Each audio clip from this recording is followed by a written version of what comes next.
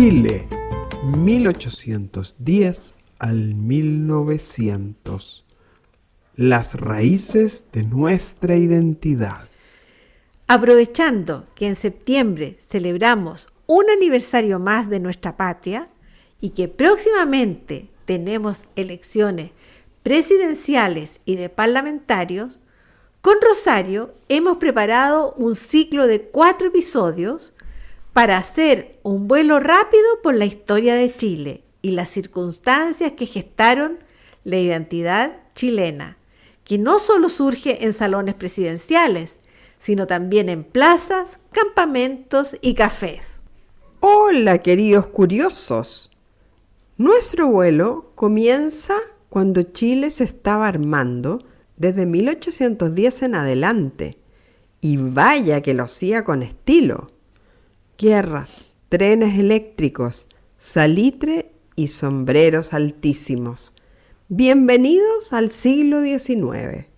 Imaginen Santiago en 1810, con la plaza de armas llena de vecinos. Se convoca un cabildo abierto con unos 450 participantes, donde se eligió la primera junta de gobierno. Esa primera junta la presidió don Mateo de Toro y Zambrano, con personajes como el obispo Aldunate y nobles criollos. Fue un acto que parecía administrativo, hasta que se volvió historia. Y en la guerra de la independencia que siguió, héroes como Higgins y los hermanos Carrera marcaron el camino, pero también hubo mujeres como Águeda Monasterio de la Tapiat, que actuaba como espía, llevando mensajes entre los patriotas. ¿Se dan cuenta que el espionaje es una actividad que las mujeres siempre hemos hecho muy bien? Desde 1818, Chile probó distintas recetas de gobierno. La primera constitución incluso permitía mandar a alguien al exilio por su opinión política. Hasta que en 1831 es elegido presidente José Joaquín Prieto, militar y político que dio estabilidad al gobierno. Durante su presidencia, en 1833, se promulgó una segunda constitución, que fue la Carta de Navegación del sistema político chileno por casi 100 años. En este periodo se forjaron nuestros valores iniciales: coraje, astucia y sentido de comunidad. Nadie se salvaba solo y la ciudadanía participaba activamente en los cambios. No todo era guerra. La música y la literatura también estaban floreciendo. La cueca, que mezcla ritmos indígenas, coloniales y españoles, se convierte en símbolo nacional. Y antes de la cueca, bailaban zamacueca, minué y refalosa. Y hasta el chincolito. Una persona sin baile era como un café sin azúcar.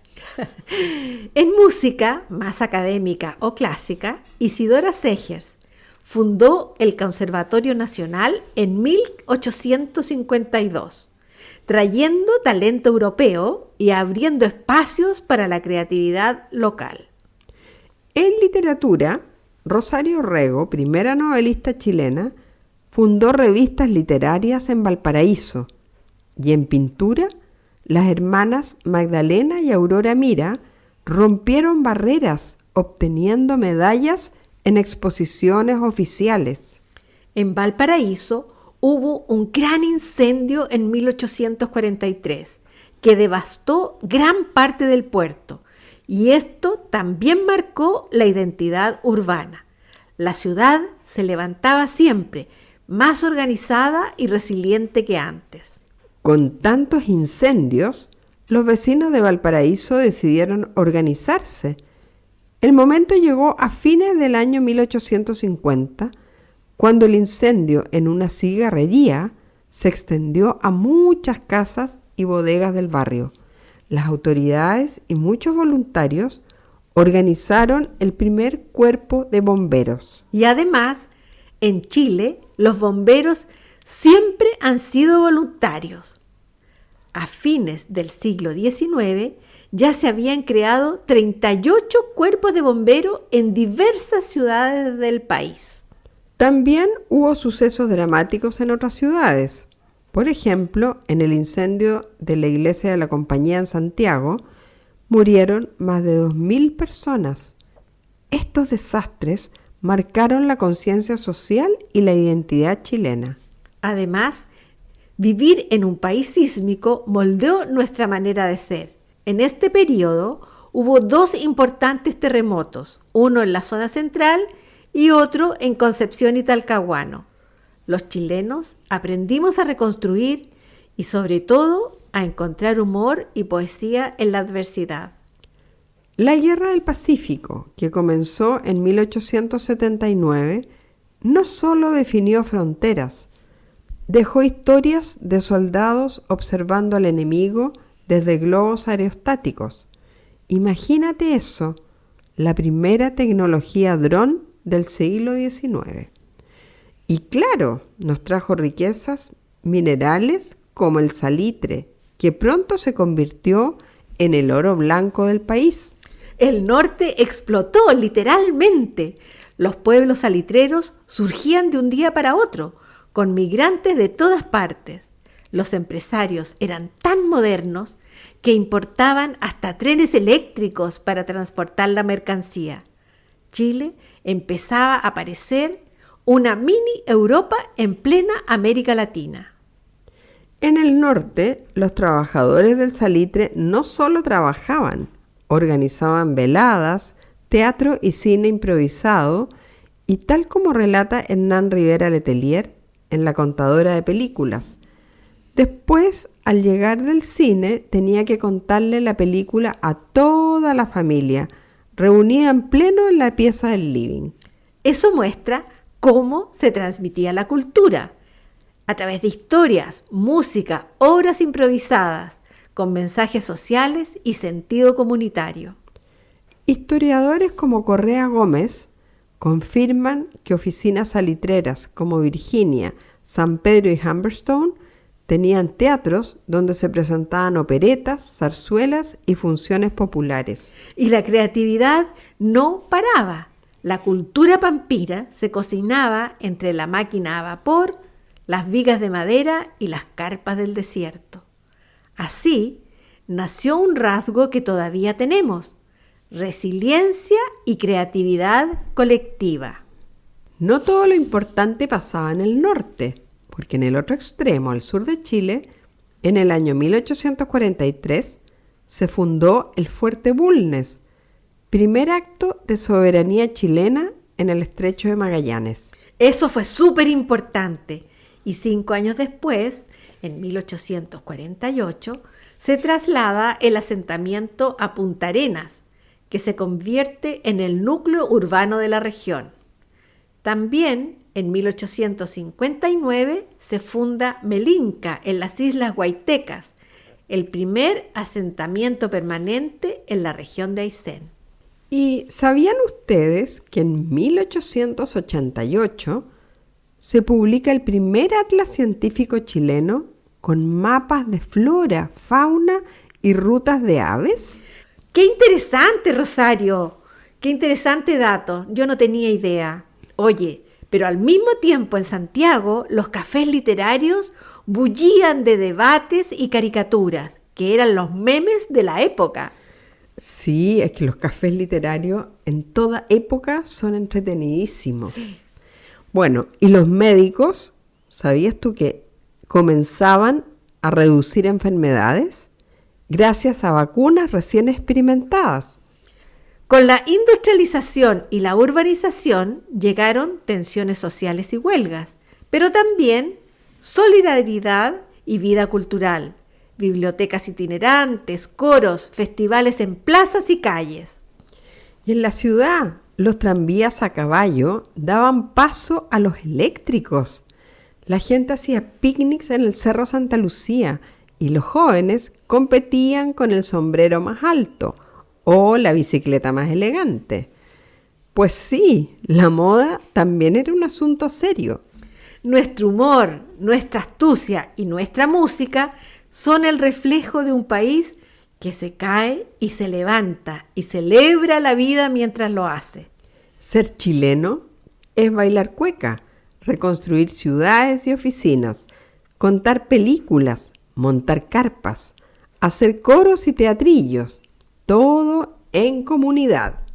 Nuestra identidad se forjó en plazas, campamentos, cabildos y teatros de madera. No solo los héroes, sino toda la gente común nos enseñó quiénes somos. Chile, en el siglo XIX, era un torbellino.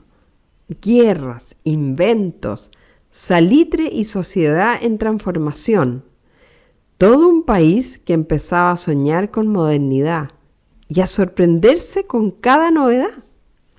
Antes de despedirnos, queremos hacer un breve recuerdo de personas muy relevantes durante este periodo, comenzando por Bernardo Higgins, héroe de la independencia y director supremo, que sentó las bases del nuevo Estado de Chile, con reformas en educación, el ejército y la administración del país.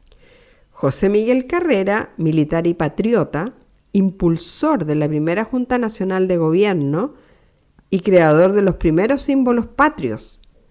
Su vida terminó trágicamente en Mendoza, pero dejó un legado de identidad nacional.